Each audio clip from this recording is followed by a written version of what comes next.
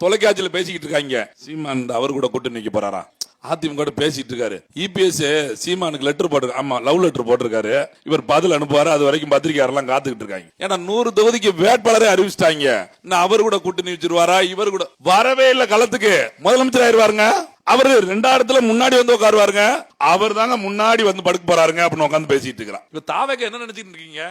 கனவு கண்டுகிட்டு இருக்காங்க, படுத்துக்கிட்டு. நாங்க இப்படி 2026 இளைய தளபதி முதலமைச்சர் ஆயிடுவாரு, நமக்கு அந்த வாரியம் கொடுத்துருவாங்க, நமக்கு இந்த சாக்கடை அல்றதை கொடுத்துருவாங்க, நமக்கு குப்பல்றதை கொடுத்துருவாங்க. டேய், இவங்க கூட்டணி வச்சு கனவு கண்டு அமைச்சராகி, அதனாலதான் பாருங்க ஒன்றிய செயலாளருக்கு 3 லட்சம் ரூபா, நகர பொறுப்பு வேணா 4 லட்சம் ரூபா, மாவட்ட பொறுப்புக்கு 40 லட்சம் ரூபா, இப்படி ரகரகம். எங்க தென்காசியில 40 லட்சம் ரூபா கொடுத்து ஒருத்தர் மாவட்டத்தில் ஆயிருக்காரு. நினைச்சு பாருங்க, எங்கால என்னைக்கு ஜெயிச்சு இவங்க நினைச்சுக்கிட்டே இருக்காங்க நாளைக்கே முதலமைச்சர் ஆயிடுவாரு தெரியுண்டி. ஆனாலப்பட்ட சுவாசி கடத்தினே ஒரு தொகுதியில டிங்கி அடிச்சுட்டு போயிட்டாரு. நீங்க எல்லாரும் எம்ஜிஆர் நினைச்சிட்டு இருக்கீங்க. எல்லாரும் அதுலயும் நாங்கெல்லாம் எம்ஜிஆர் தான். விஜயகாந்த் மாதிரி எங்களுக்கு ரொம்ப குறைச்சி இடப்படாது. அவங்க கோவம் வருது. எதிர்கட்சி தலைவரானவரை குறைச்சி இடப்படுதாங்களாம். அவங்க ஸ்ட்ரெயிட்டா எம்ஜிஆர் ஆகி அப்படியே முதலமைச்சர் ஆயிடுவாங்களாம். கட்சி தொடங்கின அத்தனை பேரு எங்க ரஜினி, ஆனாலப்பட்ட ரஜினி வரணும். இந்த தேர்தலுக்கு விஜய் வரணும். ஆம்பளை தனிச்சு நிக்கணும். இப்பயே வந்துகிட்டு கூட்டணி, நாங்க ஆட்சியில் அதிகாரம், நீ தான் 80% வாக்கு வச்சிருக்கல, எல்லா வீட்டுகளையும் ஆள் வச்சு செட் பண்ணி தானே வார, வந்து நேரடியாக தனிச்சு நில்லு பாப்போம். சொல்லுங்க பாப்போம், விஜய் தனிச்சு நிப்பாரா? நீங்கள் கட்சி தொடங்கி ஒவ்வொரு வீட்டுக்குள்ளும் புகுந்தீர்கள். நான் வரைபடத்தின் மூலமாக ஒவ்வொரு வீட்டுக்குள்ளும் புகுந்து எழுந்துதான் இப்பொழுது கட்சி தொடங்கி இருக்கிறேன். சொல்றீங்கல்ல, உங்களுக்கு தான் எல்லா வீட்லயும் ஆள் இருக்காங்கல்ல, தனிச்சு நில்லுங்க. 234 தொகுதி நில்லுங்க. டே, முதலமைச்சராக இருக்கிற ஸ்டாலினாலே சொல்ல முடியாது நான் தனிச்சு நிப்பேன்னு. அம்பிட்டு பேசிட்டு 12க்கு 12 வாங்க தேமுதிக வாங்க, எத்தனை சீட்டு வேணும் எங்களுக்கு? எங்க ராசிப்படி 5, 14 சீட்டு கொடுங்க. 14 எப்படி 5 வரும்? 1 + 4 5, 14 போட்டு 5 வரும். அப்ப நேரம் 5 கொடுத்துற வாங்க அப்படின்னு அங்க பங்கு பேசிட்டு இருக்காங்க. இத்தனை கட்சி இருக்கும்போது இன்னும் 2 கட்சி எப்படி கவரலான்னு பாத்துக்கிட்டு இருக்கான். இவங்க வந்துகிட்டு நேரடி அப்படி வந்து இப்படி நின்றுவாங்களா? இதுல முதலமைச்சர் ஆகணும்னு இப்படி பிரிச்சு, சரி கொள்க, சரி விடுங்க, எல்லாம் சரிதாங்க. என்ன பண்ணுவீங்க? லஞ்சம் இருக்காத? லஞ்சம் எப்படி 200 கோடி 100 கோடியை கணக்காட்டு 100 கோடியை காட்டாம இருந்தீங்களா? அப்படி லஞ்சம் இருக்காதா? இல்ல 2011 ஒரு கார் இருக்கு, வெளிநாட்டு காரு, அதுக்கு இன்னை வரைக்கும் டாக்ஸ் கட்டாம உங்க மேல வழக்கு இருக்குது, அது மாதிரி நீங்க வரி ஏய்ப்பு பண்ணுவீங்களா? எப்படி பண்ணுவீங்க? உங்க நிர்வாகம் எப்படி இருக்கும்? கிளீனா. இவர் நினைச்சிட்டாரு சர்க்கார் இப்படி மை வச்சோடனே அங்க பிளைட்ல அங்கிருந்து வந்து என் வாட்டை காணும் மைய காணும் சொல்லி முதலமைச்சர் ஆயிடுவாரு. தலை 3 மணி நேரத்துல முதலமைச்சர் ஆக முடியாது. 30 நாள் முக்கு அடிச்சாலும் எம்எல்ஏ ஆக்க விட மாட்டாங்க. இப்ப பாரு தேர்தல் என்னன்னு உங்க ஆளுகளுக்கு இப்பதான் தெரியும். அவன் சொன்ன மாதிரி புள்ளத்தாச்சி பிள்ளைக்கு தானே தெரியும் பிள்ளைய பக்கிற வழி என்னன்னு. நம்ம அப்பா மாதிரிலாம் வெளியே நின்றுட்டு அப்பாடா என்ன பொம்பளை பிள்ளையா அப்படின்னு அவனை பிச்சு மிதிக்கணும்னு சொல்லுவாங்கல்ல, அந்த மாதிரி அரசியல் நின்று வாங்கணும். சும்மா சினிமால அங்க நடிச்சு விட்டு வந்து இங்க நிக்கிறதுலாம் இல்ல. இந்த தேர்தல் முடிவு செய்யும். ஆனானப்பட்ட ரஜினி தெரிச்சு ஓடிட்டாரு நாம் தமிழர் நிக்கிற போது. இந்த மண்ணிற்கான பிள்ளைகள் மட்டும்தான் இங்க அரசியல் பண்ணி, நீ வா நடி போ சம்பாதி அதோட விடு அப்படின்னு எங்க அண்ணன் சொல்கிற போது ரஜினியை ஒரு பக்கம் யோசிச்சாரு. ஆஹா வயசாகி போச்சு, திடீர்னு தோத்துனோம்னா உங்களெல்லாம் நாங்க இது பண்ண முடியாது, நான் வரலன்ட்டாரு. அப்புறம் விஷால் பேசி பார்த்தாரு, இவர் பேசி பார்த்து, இப்ப விஜய் வந்து அடி வாங்கணும். இனி ஒருத்தனுக்கு சினிமால இருந்து அரசியலுக்கு வரக்கூடாது என்கிற நிலையை உருவாக்குவதற்கு இந்த தேர்தல் முடிவு செய்யும். டிஜிபியாக நியமிக்கப்படுகிற வெங்கட்ராமன் அவர்கள் தனிப்பீர் உளவு பிரிவில் வேலை பார்த்தவள், நேர்மையாக நின்றவர்கள். பார்த்தவங்க நேர்மை என்னத்து? அவர் முந்தான சொல்றாரு, பயப்படாம போலீஸ் வேலை செய்யணும், காவல்துறை கவனமா வேலை செய்யணும். எங்க அண்ணன் யாரு ஏர்போர்ட் மூர்த்தியை 2 பேர்த்தையும் விடுதலை சீர்திருத்தக்காரன் நினைக்கிறா இல்ல, உழைப்பு அவங்க கூட கூலிப்படையான்னு கூட தெரியல. அவங்க அடிக்க வர்றாங்க போலீஸ், போங்க போங்க, அவன் கோழி விரட்டிக்கிட்டு இருக்கா நடுவில் வீடியோ இருக்குது. அப்புறம் சொல்றாங்க அவர்கள் தாக்கியவர்கள் தெரித்து போறதுக்கு தப்பித்து ஓடி விட்டார்கள். ஏன் போலீஸ் இங்கிட்டாக ஓடிட்டான், அவன் அங்கிட்டாக ஓடிட்டான். நீங்க தான் கவனமா உஷாரா வேலை வரீங்களே. வெங்கட்ராமன் பேச்சை கேட்டிருக்க வேண்டியதான காவல்துறை? வெங்கட்ராமன் பேச்சை கேட்டு பிடிச்சுக்கலாம்ல, முடிஞ்சு போயிருக்கும்ல. ஏன் இத்தனை பிரிவுகளை அடைத்து வைத்திருக்கிற காவல்துறையோட அமைச்சர் யாரு?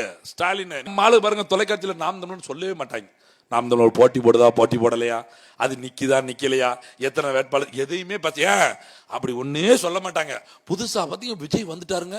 விஜய் வந்து மாநாட பாத்தீங்கன்னா எம்மா பெரிய கூட்டம். நான் அன்னைக்கு பாக்குறேன், அன்னைக்கு பரம்புக்குள்ளதான் இருந்தோம் ஒரு நிகழ்ச்சிக்காக வந்துட்டு. காலையில இருந்து எந்த தொலைக்காட்சியை திறந்தாலும் ஒரே விஜய் விஜய்னு ஒரு லைவ் ஓடிக்கிட்டே இருக்கு. அப்ப தம்பி தான் கூட இருக்கு கேட்டா, என்னன்னா இப்படி எல்லா இதுலயும் போடுறாங்க அப்படின்னா அப்பதான் சந்தேகப்படணும்.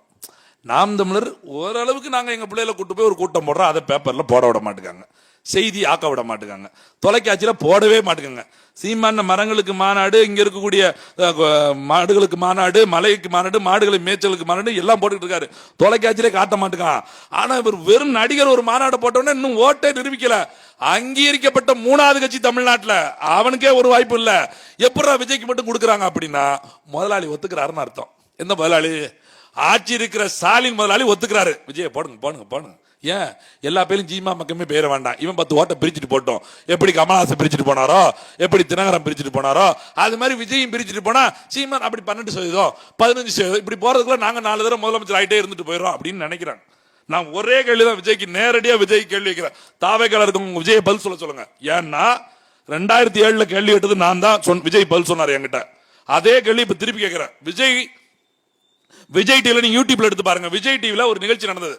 தமிழ்நாட்டில இருந்து ஒரு 50 விஜய் ரசிகர்களை தேர்ந்தெடுத்தாங்க. 50 பேர் போய் நின்னோம். அடையாறில் கூடிய ஒரு ஹோட்டல்ல நிகழ்ச்சி நடந்தது. விஜய் வந்திருந்தாரு, எல்லா நடிகர்கள் வந்திருந்தாங்க. அந்த 50 பேர்ல இருந்து 5 பேருக்கு கேள்வி கேட்பதற்கான வாய்ப்பு வழங்கப்பட்டது. அதுல நானும் வருவேன்.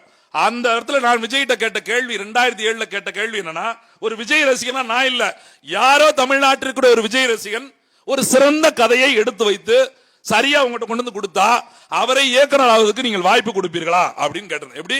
நான் விஜய் ரசிகர், நீங்க விஜய் ரசிகர், நம்மகிட்ட ஒரு நல்ல கதை எழுதிட்டோம், விஜய்க்காவே எழுதிட்டோம், அவரை போய் தலைவா நல்ல கதை தலைவா, அவரும் பாக்காரு, பக்கம்னு பார்த்தா அட்டேங்க அப்பா சூப்பர் கதையா இருக்கா அப்படின்னு குருவி மாதிரி கேவலமா நினைச்சிடாதீங்க, நல்ல கதையா இருக்குன்னு நினைச்சுங்களேன்.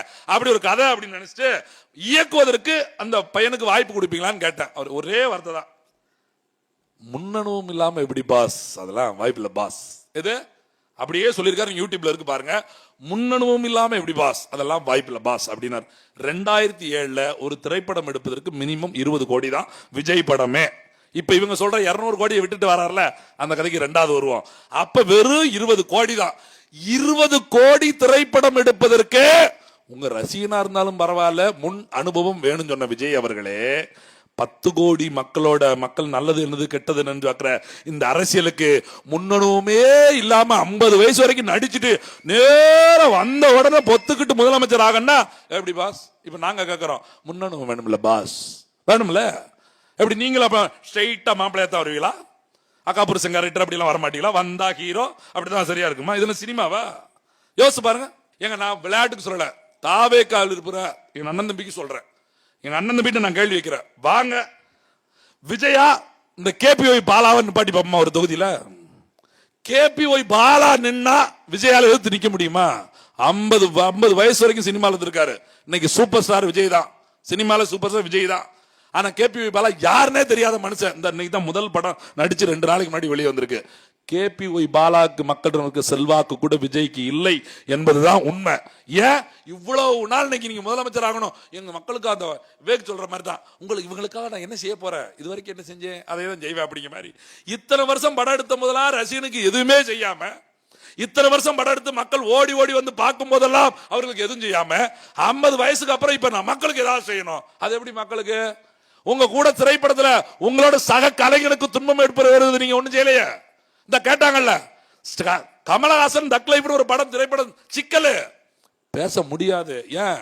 ஜனவரியில ஜனநாயகனை கர்நாடகத்தில் ஓட்டணும். இப்ப தக்கலைப்புக்கு வாய் கொடுத்தா அவன் ஜனநாயக வாய்க்குள்ள குச்சி விட்டு ஆட்டிடுவான், கர்நாடகத்தில் ஓட்டக்கூடாது அப்படின்னு சொல்லிடுவான். ஒரு திரைப்படத்தை ஒரு மாநிலத்தில் ஓட்டக்கூடாதுன்னு சொல்லுறதுக்கு இவருக்கு ஒன்றும் பழக, அதெல்லாம் பெரிய விஷயமா கிடையாது. தலைவாக்கு ஜெயலலிதா காலில் விழுந்தவர் தானே, நடு ரோட்டில் ஓரம் பண்ணணும்மா, நீங்கள மாதிரி நீங்க தலைவா படத்தை மட்டும் விட்டீங்கன்னா அப்படின்னு இப்படி இழுக்கல. நாங்க அந்த வீடியோ பார்க்கல, நீங்க நினைச்சு பாருங்க. தமிழ்நாட்டில் ஒரு சாபக்கேடுங்க. வந்த உடனே முதலமைச்சர் வந்த உடனே அப்படியே வந்துருவாங்க, இப்படி சரிங்கிறோம். இதுக்கு உடனே சொல்லிடுது, அவருக்கு இத்தனை சதவீதம் வாக்கு இருக்கு தெரியுமா, அவர் அத்தனை சதவீதம் நாம் தமிழர் ஓட்டுகள் எல்லாம் அள்ளி கொண்டு வருவார். அதனாலதான் நாம் தமிழர் பயப்படுகிறது. விஜய் பற்றி ஏன் நாம் தமிழர் பேசுகிறது? அதானே ஏன் பேசுது? நாம் தமிழர் ஓட்ட இல்ல அள்ள போறது இல்லையே, நான் சொல்லலையே, சன் டிவி சொல்லுது. விஜய் தேர்தலுக்கு 2020 தேர்தலை சந்திப்பதனால் யாருக்கு ஓட்டு இழப்பு அதிகம்? சர்வே எடுக்கிறான். சர்வே எடுக்கிற போது சன் டிவில வேலை செய்யக்கூடிய திமுக ஆதரவாளர் தான் அந்த சர்வேல நாம் தமிழர் சேர்த்துட்டான். அவன் நினைச்சுக்கிட்டான் எப்படியோ இளைஞர்கள் நாம் தமிழர் பக்கத்தான் இருக்காங்க, அவை ஓட்டெல்லாம் முட்டாப்பைகள் இழுத்துட்டு போயிடுவாங்க, போயிரும் இருக்கும். அப்ப நாம் தமிழருக்கு டகால்ட்டி ஆயிரும் சொல்லி சேர்த்துட்டாங்க. அவர் சேர்த்துட்டு ஒரு 8 மணி நேரம் கழிச்சு மறந்து போயிட்டு மெயில திறந்து பார்க்காரு, நாம் தமிழ்ங்கிறது தாவேகா 2026 தேர்தல் நின்னா அது திமுகவோட ஓட்டு 47% பாதிக்கும். திமுகவோட ஓட்ட அதிமுகவோட ஓட்ட 43% பாதிக்கும். இப்படியே பார்த்துட்டு நாம் தமிழர் அப்படின்னு பார்க்கற கண்ணீர் வருது. அந்த அங்க இருக்கு என்னடான்னு பார்த்தா வெறும் 3% ஓட்டை தான் பாதிக்கும் போட்டிருக்கு. எதுக்கு? நாம் தமிழரோட ஓட்டு 3% தான் விஜய் வந்தா பாதிக்கும். ஏன்னா இங்க யாரும் விஜய் ரசிகர்களா இல்ல, நாம் தமிழரோட கொள்கை தத்துவம் புரிந்தவர்களா உட்கார்ந்துட்டு இருக்காங்க. விஜய் படம் பார்க்கலாம், நானே விஜயாந்த் ரசிகங்க, நம்ம ஒரே ரசிகர் தான். பிறந்ததுல இருந்து 5 வயசுல கருமேட்டு கருவாய யாரான்னு பார்த்தா விஜயகாந்த். அந்த படம் தான் பார்த்தேன் திரையில. அந்த படத்துல இருந்து இப்ப வரைக்கும் விஜயகாந்த் ரசிகர் தான். ஆனாலும் விஜயகாந்த் அரசியலுக்கு வருகிற போது அவருக்கு நான் வாக்கு செலுத்தல, நாம் தமிழருக்கு தான் ஓட்டு போட்டேன். ஏன்? அரசியலில் அவர், நான் சினிமாவில என் தலைமை விஜயகாந்த், ஆனா அரசியல என் தலைமை இங்க இருக்கக்கூடிய தலைவர்னா எங்க அண்ணன் சீமான் தான் எங்களுக்கு அரசியல்ல தலைவர்களாக ஏற்றுக்கொள்வோம்.